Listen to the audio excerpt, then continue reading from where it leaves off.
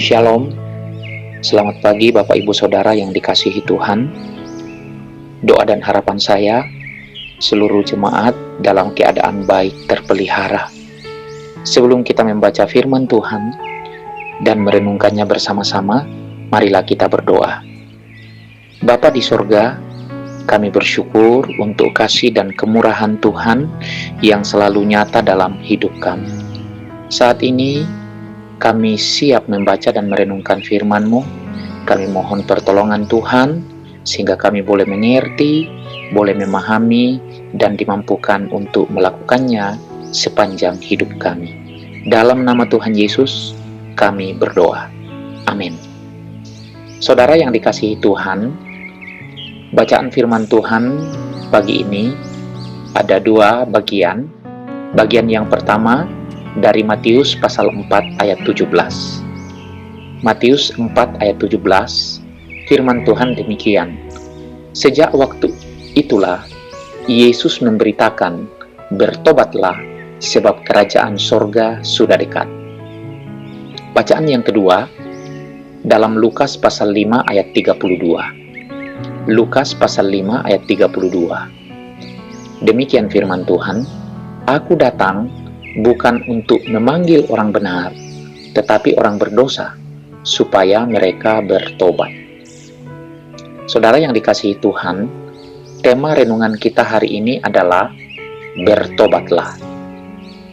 Saudara yang dikasihi Tuhan, tuntutan untuk bertobat adalah perintah tanpa kecuali kepada semua yang mendengarkan Tuhan Yesus. Ini adalah panggilan untuk perubahan batin yang radikal terhadap Allah. Apakah bertobat itu? Bertobat adalah perubahan pikiran dan hati secara internal, bukan hanya menyesali dosa atau hanya perbaikan perilaku.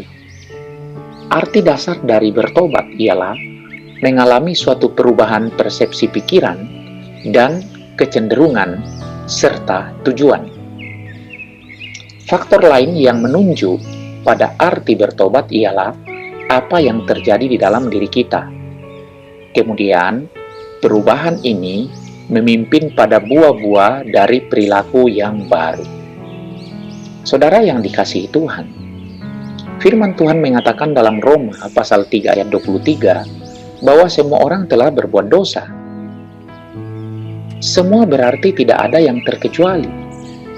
Dan hal ini juga berarti bahwa semua perlu bertobat, tidak ada yang dikecualikan. Saudara yang dikasihi Tuhan, penghakiman Allah akan menimpa orang-orang yang tidak bertobat.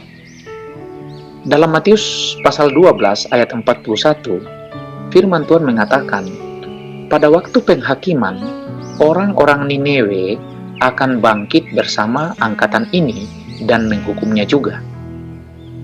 Sebab orang-orang Niniwe itu bertobat setelah mendengar pemberitaan Yunus, dan sesungguhnya yang ada di sini lebih daripada Yunus. Dalam bagian ini, Tuhan Yesus memperingatkan manusia akan penghakiman yang akan datang dan memberikan jalan kelepasan bila kita mau bertobat. Namun, jika kita tidak mau bertobat, itu berarti kita akan dihukum atas pelanggaran-pelanggaran kita. Saudara yang dikasihi Tuhan, itulah sebabnya tuntutan Tuhan Yesus untuk bertobat adalah bagian dari inti beritanya mengenai kerajaan Allah. Tuhan Yesus berkata, bertobatlah dan percayalah kepada Injil. Pemerintahan Allah telah hadir di dalam Tuhan Yesus untuk menyelamatkan orang-orang berdosa sebelum kedatangannya yang kedua di dalam penghakiman.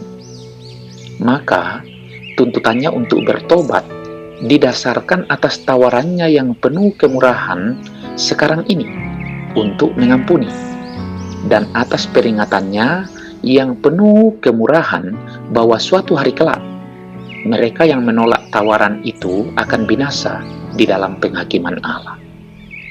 Saudara yang dikasihi Tuhan, setelah Tuhan Yesus bangkit dari kematian, Tuhan Yesus berkata kepada murid-muridnya, ada tertulis demikian, Mesias harus menderita dan bangkit dari antara orang mati pada hari yang ketiga.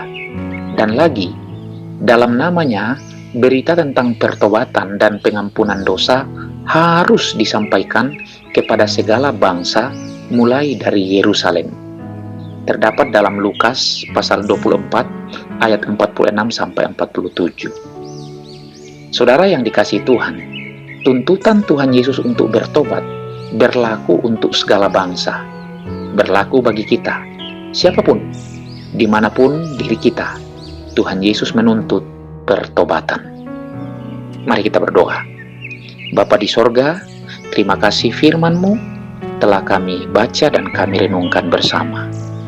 Kiranya Tuhan menolong kami sehingga kami menjadi pelaku firman Tuhan dan juga memberitakannya kepada orang-orang lain. Dalam nama Tuhan Yesus kami berdoa. Amin. Saudara yang dikasihi Tuhan, selamat beraktivitas, selamat berkarya. Tuhan memberkati kita sekalian.